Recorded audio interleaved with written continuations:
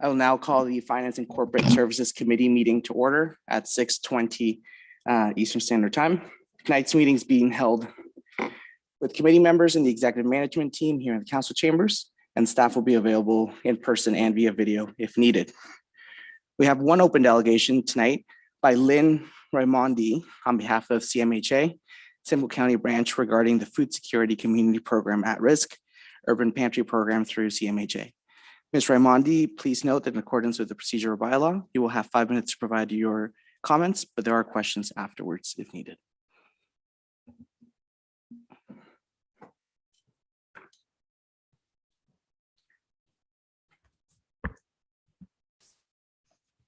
Good evening, Chair Morales and members of the Finance and Corporate Services Committee.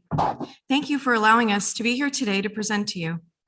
My name is Lynn Raimondi, and I'm a manager of fundraising, communications, and volunteers at the Canadian Mental Health Association, Simcoe County Branch. And I have had the privilege of managing the Urban Pantry Program, which focuses on food security and access for this community.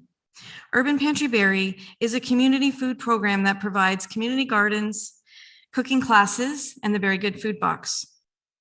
Urban Pantry is truly a community-based program, collaborating with more than 20 community partners. It is not for only CMHA clients. It is accessible to anyone. Let me take a moment to clarify. CMHA has always hosted this program. However, it is not funded by the ministry under a mental health and addictions funding envelope. Historically, this program has been primarily funded through various grants from the Ontario Trillium Foundation. This year on July 9th, our funding expires, and this program is at risk of ending after working tirelessly to find funding opportunities.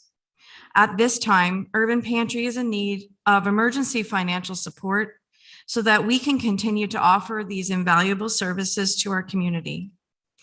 I am here today to request that you would consider a one-time funding of $212,456.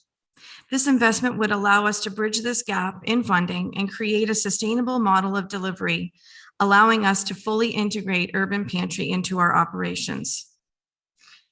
This program truly is vital to our community. Individuals and families are able to access nutritious and healthy food and learn invaluable skills around growing food and preparing food. Our community members deserve this access to nutritious and affordable food now more than ever. In April of this year, the Canadian press reported that some Simcoe County residents are now forced to choose between paying bills and putting food on the table. 1 in 8 households in Simcoe County is food insecure. Gas prices jumped by nearly 12%, and the cost of food rose by almost 9%, the highest increase in 13 years. It is imperative that we can continue to run this program. One way Urban Pantry provides food access is through the Very Good Food Box. This is a community buying program for wholesale fresh produce where people pre-order a box at a wholesale price. Anyone can order a box, and there is a pay it forward option where people can buy a box for someone in the community who is experiencing food insecurity. Volunteers pack the boxes and deliver food to people's homes and to our partner agencies, allowing vulnerable and marginalized people in our community to participate. This program is truly a collective effort with partners such as Youth Haven, Women and Children's Shelter, Barrie Native Friendship Center, Uplift Black, Barrie Families Unite, Redwood Park Communities, Georgian College, Ryan's Hope, and many more. We have seen an increase of close to 200% over the pandemic, and the need for this program grows more each month. For the month of June, we distributed over 400 boxes alone. For a family of 4, this would mean 1,600 people had access to fresh produce. What is the impact of this program? After these past 2 challenging years, people are craving the type of connection that food, community gardens, and community cooking classes can provide. We hear from the 7-year-old boy who now makes his own pizza dough from scratch after learning to make pizza during our cooking class. The 2 sisters who would get together in between weekly cooking classes to practice cooking after being inspired. The social housing resident who started getting along with their neighbor by spending time in the garden together. The woman who was only eating snacks like cheese and crackers before she started purchasing a food box. There are so many of these stories to share. Our reach is endless. So I ask you today to please consider our request. This one-time funding would allow us to reach more families and distribute more food, support existing community gardens, and provide community cooking classes. CMHA is committed to formally taking on the responsibility of this community-wide program. Please know your one-time dollars will help us take the time we need to create a sustainable program plan by increasing organizational capacity to ensure resilience and sustainability of this program.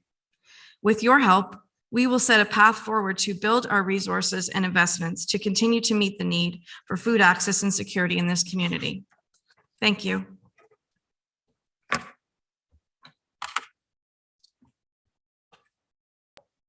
Thank you, Ms. Raimondi, for the presentation. Are there any questions from members of committee at this time? Are there any questions from non-members of committee? Oh, sorry, members of committee. Mayor Lehman. Thanks, Chair Morales. Could you give us some color as to why the Ontario government pulled the funding, or at least the Ontario Trillium Foundation did not renew the funding for this program? So the last grant that we had was a Resilient Communities Fund grant, and it's only a year-long grant, so it doesn't continue. Okay, so the grants expired and you applied for new ones and were unsuccessful, or didn't apply for new ones? No, we've applied for many new ones, and we've been successful at achieving a few, but those specific grants that we've received have been only for food, not for staffing dollars.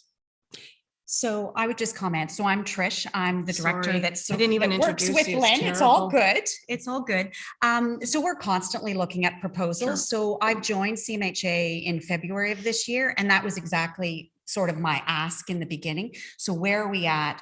And this is a constant ongoing process. And really, for the value that this program brings to the community, we're really looking at a longer term sustainable program that can really, be embedded more so within CMHA. And when I say that, it's about looking at what the value is within our strategic plan and all of the different linkages that it has with the work that we do across the city of Barrie. So, again, these proposals and funding sort of go, peaks and valleys, and it's all about the timing of when they come up also, and the amount that's available.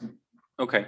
And the County of Simcoe, to whom we provide a quarter of their funding for issues such as homelessness prevention, food security. Have you approached the county? I believe we have approached the county and we haven't been successful. Okay. Mm-hmm. Okay, thanks. And I think maybe just to add, so since I've arrived and prior to my arrival, there's always been sort of a look around as to where there are potential options to secure funding. And I think what we're really here today is to say that we still have a lot of work to do to sustain funding. And right now, the lives and the mouths of many people are going to be impacted if this program stops at the beginning of July. So this is really an opportunity for us to come to council and ask for that, emergency funding to really create some type of broader, sustainable plan that can continue to move forward. And to be honest, that sustainability for the year, the 212,000, really probably needs to be a further out, because as you know, it takes time to create those sustainable solutions, partnerships, and really we've taken the lead with the other partnerships because again, we're a larger organization than maybe some of the others, and it's really about moving forward and seeing the value. Okay, thanks very much for that. Mm-hmm. Thanks, Mr. Chair. Thank you, Mayor Lehman. Deputy Mayor Ward. Thank you. Thank you for the presentation. I'm still not clear on where you hope the funding is going to come from in a year. You said sustainable funding. You mean from the CMHC itself, or where would you anticipate that funding will come after a year's time? So we would be looking at several options. One, certainly through our fundraising program. We have, as I mentioned, we have been successful at achieving some donations and grants. However, those were designated to purchase pay it forward boxes for the community. So we weren't able to use those funds to continue our programming. Also, we are looking at some revenue generating programs as well, because we think there's definitely opportunities there to get some of that up and running. Mhm. Yeah, and I think just to add to that, we're actually even looking outside of our local community of Ontario. We're looking to other provinces and actually even other countries to sort of see what and how they can actually look and provide some sustainable funding. You know, maybe even looking, as Lynn said, with particular donors that are looking for, you know, other options. So what I guess we have here, Councillor Ward, is we don't have the solution right now. And we are looking for the funds to invest in creating a broader plan forward. Because again, we see their value in the, you know, feeding the mouths and impacting lives within the city of Barrie. Okay, that's it for now. Thanks. Thank you, Deputy Mayor Ward. Any non-members of committee have any, oh, we have questions over here. Councillor Harvey, first I saw you, and then Councillor Jim Harrison. Thanks, Chair Morales. Now, when I did quick searches there on the weekend after reading this coming forward, I did find one article where it spoke about this program starting back in 2019 through a Trillium grant. And at that time in the report, it cited that the program was costing about $2,000 a month to run. So I'm just wondering what has changed. And also too, I personally have applied for Trillium grants in my other life. And I know in most Trillium grants, you also have to show how you can sustain the funding to keep that program moving. And what you're telling me so far, it appears year after year, you're trying to rely on grants as your sustainable funding, but that wouldn't meet the criteria of that Trillium grant because relying on grants wouldn't keep it sustainable. I'm just kind of curious how this ended up the way it is, because obviously there was certain information contained within your Trillium grant that would have shown that you had some sustainable funding to keep this program going year after year. However, it seems what you're telling us is that you've been relying on grants year after year. So just from a programming perspective, we received a seed grant first, and then that following that seed grant, we received a grow. And that's exactly what happened with the program. It really grew. And I don't think we could have even anticipated how fast and furious this program grew.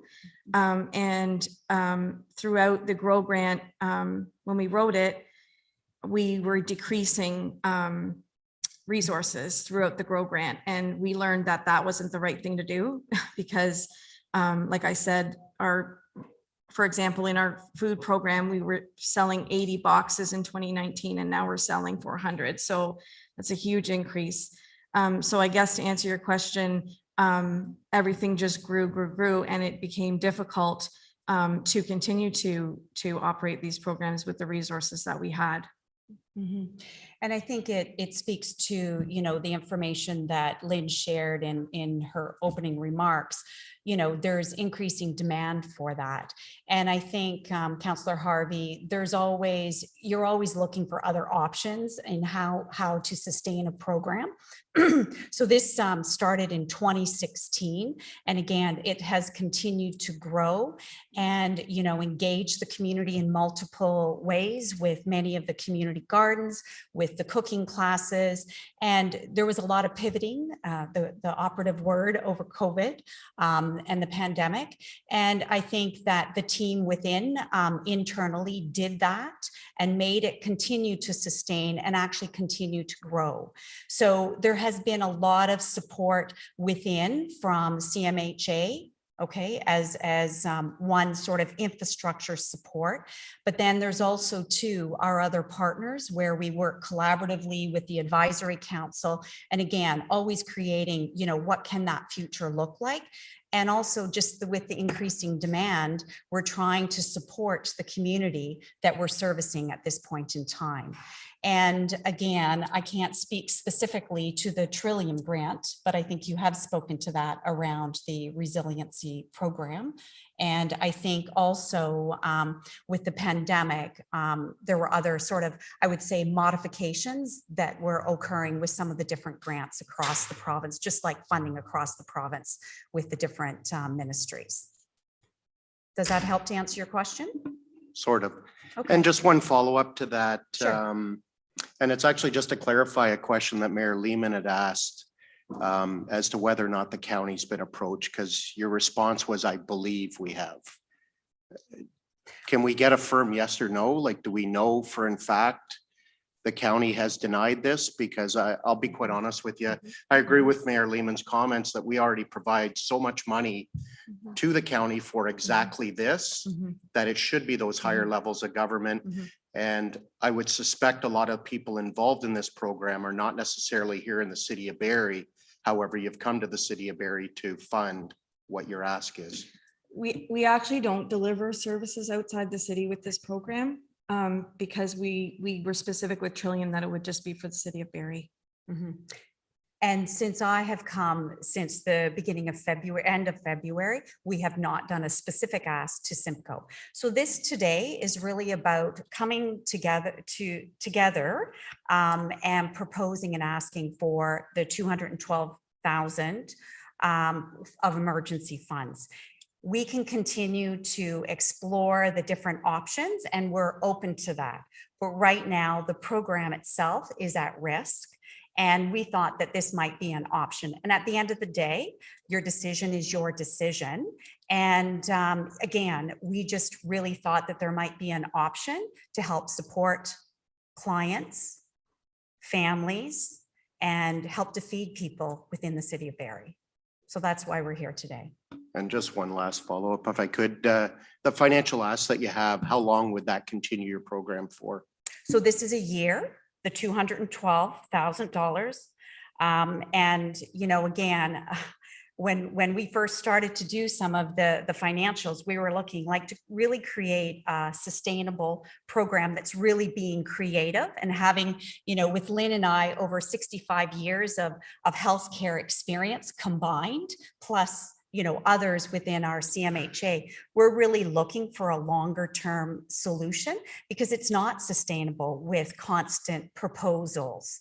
It's just not sustainable, right? So we're really looking at some creative solutions with the dollars that we have asked here today to create something that maybe could really be actually communicated, advertised at conferences that, you know, we took a step forward and really are supporting our communities. So it really comes down to a decision of yourself and you know, supporting the community, supporting the lives that are impacted. The cooking classes, we really felt that there is definitely, just as Lynn said, revenue generation with that. We've got some volunteers that are super keen in actually, you know, doing those classes. We thought that we could do them virtually. We thought we could do them in person and really, again, ramp that up. And again, it's about not one solution, it's multiple solutions that we need to look at. And, you know, it may not be a solution that fully meets the long-term sustainability, but it's something that we can maybe evolve to. So this is really looking broadly. It's not, you know, putting our blinders on and just looking within our own Ontario, it's looking outside of it. Thank you, Councillor Harvey. Any other members of committee have any questions that came up during thinking? Oh, yes, Councillor Jim Harris. Thank you, Chair Morales, and thank you for the presentation. I had the pleasure of being with Ms. Ramondi when Michael Couteau gave the check for the seed grant. So I have a little bit of involvement with this, so I have to declare that, I guess. But You mentioned about experience and options and solutions. I'm wondering if one of the solutions that has been pursued is asking partners to contribute. Because you mentioned, and we didn't get the full list, but you mentioned there were many more, including Georgian College. So I'm wondering, with the ask at $212,000, knowing there's a significant human resource crunch, so people have unspent dollars, if you've looked at partners to help fund this. So maybe do you want to start? So that would be something that we'd be looking to do, during this funding gap. We do have an incredible partnership with Georgian College, and they have donated funds to us again for the pay it forward option. So designated only to provide free food to other community organizations. So that's as far as we've gotten, to this point, but certainly that is something that's on the table. And I think maybe just to follow up with that, Councillor Harris, those are the types of options that we need to actually really further explore. And when I say that, it's actually about having those very formalized conversations with all of our formal partners as part of the advisory council. And, we're here today because the advisory council, the partners around the table see that value. So again, I think the pandemic has sort of shifted a lot of people where they've had to focus in different ways. So I think definitely, as Lynn has said, that is an option. And I think the other piece is that it's actually looking past the partners that we have, and can we even expand that partnership and actually create a model that, again, is more creative and more sustainable and collaborative. Let me follow up, Chair Morales. Yeah, and thanks for that. The curious part for me, and as those of us who've been, Councillor Harvey mentioned being connected to Trillium grants in the past, we understand, you get a bit of a runway, and the seed, the temptation is to go to a grant, which is a good thing because a good idea gets to flourish. But a 6-year runway is what we're talking now. And I think that's the challenge. Can I ask, in 2020, 21, if I'm correct, it was $117,000 Resilient Communities grant over 12 months to hire a manager to develop a strategic plan and volunteer management strategy to ensure sustainability, of the urban pantries programs, community food security programs.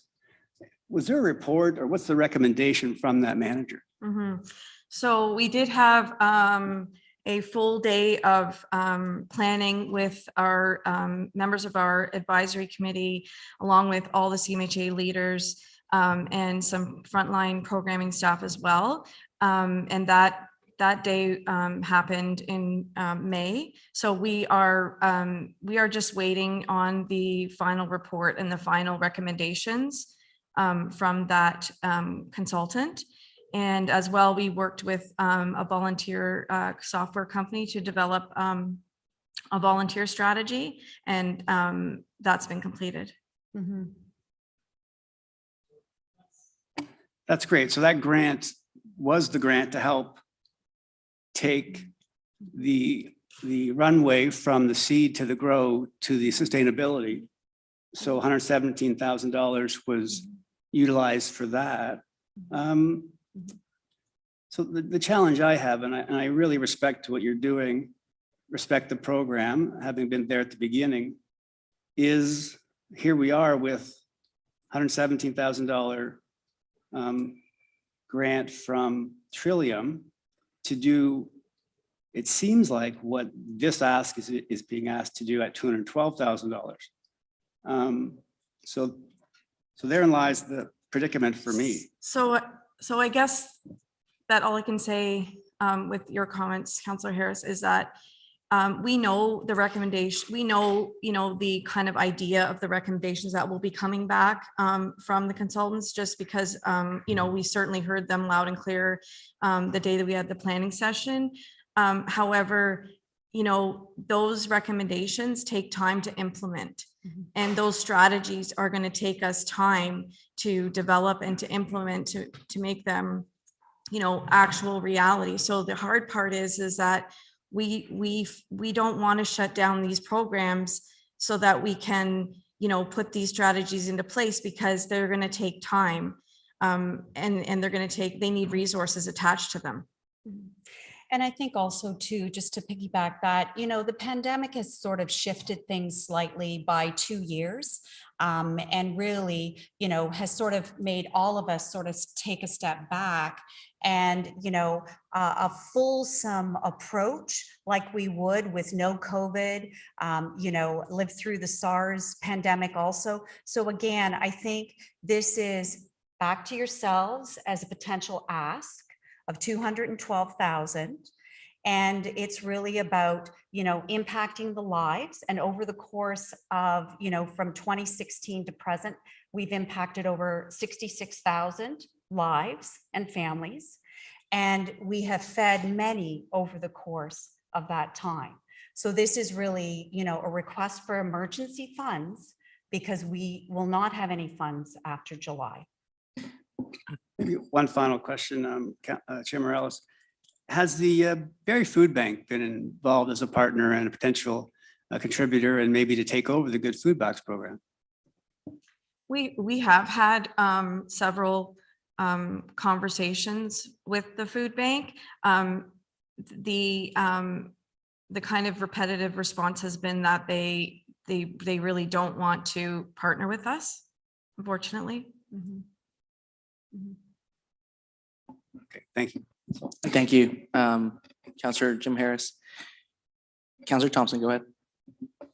Thanks, through you, Chair.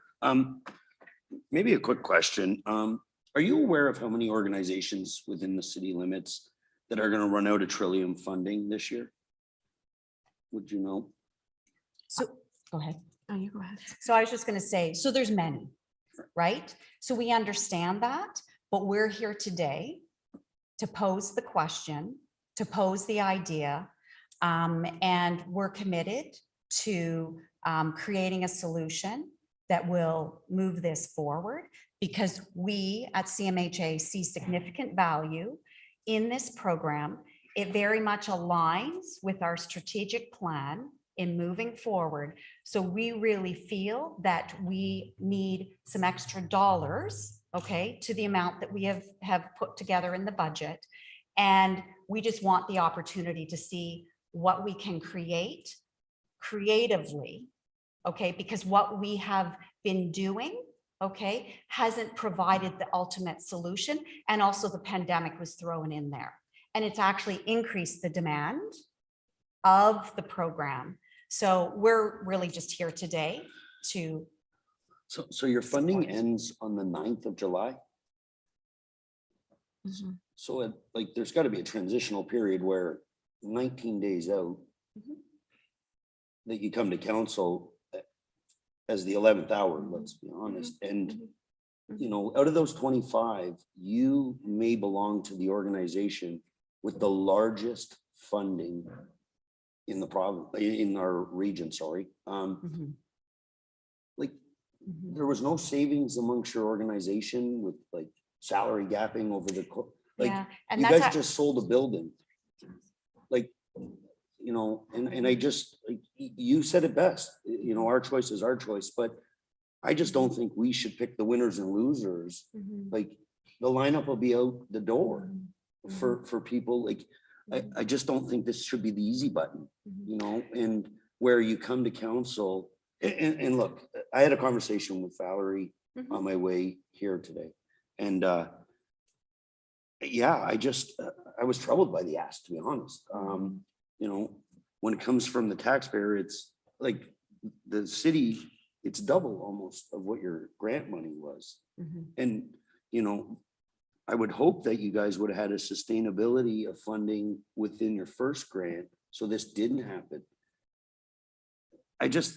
I'm troubled by the ask, to be honest. And, and I feel bad because I spent the whole afternoon and it was a great event. But I don't think council should start picking the winners and losers of people who run out of Trillium funding, where, like I said, the lineup will be out the door. And I believe your organization, for the importance of this, through the great benefits to mental health, could have got funding. And in being part of your organization, umbrella. So, Yeah. Go ahead.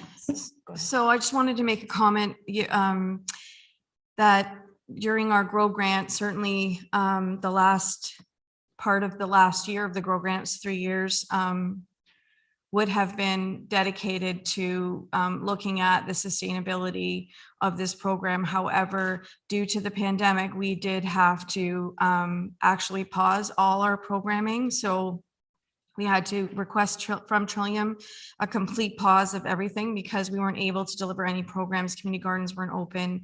Everyone was on a stay-at-home order lockdown. So we didn't actually operate for, I believe it was 4 months. And then when we came back, we really had to deliver the rest of our work that we had to complete in that Grow Grant, which was to put more gardens in the ground, to deliver more cooking classes and continue the Good Food Box. So unfortunately, with our resources being limited in that last year and the pandemic, we weren't able to look at the sustainability of the program during that grant. Okay, thank you, Councillor Thompson. Any other members of committee have any questions? Deputy Mayor Ward. Thank you. I'm just looking at the county website and they have something called the Social and Community Investment Fund. And the very first item that grants are available for is food insecurity. Now Yeah. it's too late now. That the deadline was in September. We- Did you apply? Is that the one We you did. applied for? We actually put 2 asks in for that grant. Mhm. 2 And did they separate give any asks. reason why you didn't get it? Did they give you any feedback? I don't believe so.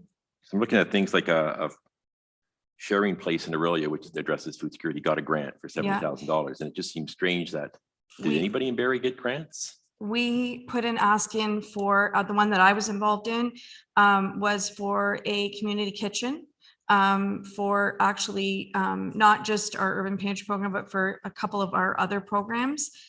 We put that ask in, and an additional ask. I wasn't involved in that one, but we did put 2 asks in for that. And we have 3 other that we're looking at currently right now, which is the McConnell, Nourish Anchor, and also the Social and Community Investment Fund. So we're constantly looking at potential options. And again, I think the other piece is too, as CMHA, we don't have a huge infrastructure either. So, Valerie, I'm sure many of you know, as a CEO, she would have been here tonight, but we actually have our annual general meeting. Otherwise, she would actually be here too. But I think it's really about, what can we actually create together? I can't speak to all of the past work because I haven't been present for it, but I know that the team has done a lot of that work over the course of the years. And I know that since I've come at the end of February, there's been a lot of exploration as to what the different options are. And again, with some of the different comments that you've made about sales of building, again, those were different reasons. And basically those are slated for other aspects of our program in building our infrastructure at CMHA as a whole. So again, we are looking at different options. And again, as Lynn sort of alluded to, is there a complete fundraising option that we can be looking for? So what we're really doing today is proposing it as an ask, okay? It's an emergency ask. Yes, it's last minute, okay? And really, we actually weren't even sure if this was the right place to come. But we thought, you know what? We're passionate about the program. And we really want to propose the ask because we don't want to be saying to ourselves that we didn't do everything possible. So this is a one-time ask for $212,000. That would be the full amount that we would love to have. If there's other options to that, the council would be, willing to explore. We're willing to explore that too. Right now, we're just looking at how we can move it forward and impact the lives and put food in people's mouths. Do you have any follow-up Okay, questions, thank you. Deputy Mayor Ward, at 6:54? Oh, thank you. That was good. Any other members of committee have any questions? Just a friendly reminder, not I just want to be aware that obviously we have the 7 PM. Usually I let non-members of committee speak, but being cognizant of the time and the fact that we have probably a minute and a half worth of motions to adopt, I'll try to keep it focused on the counselors. So if there are no more questions, I'll thank both presenters for the presentation, and we'll move on with the agenda. Thank you. Thank you. Thank you. There's no standing items or committee updates.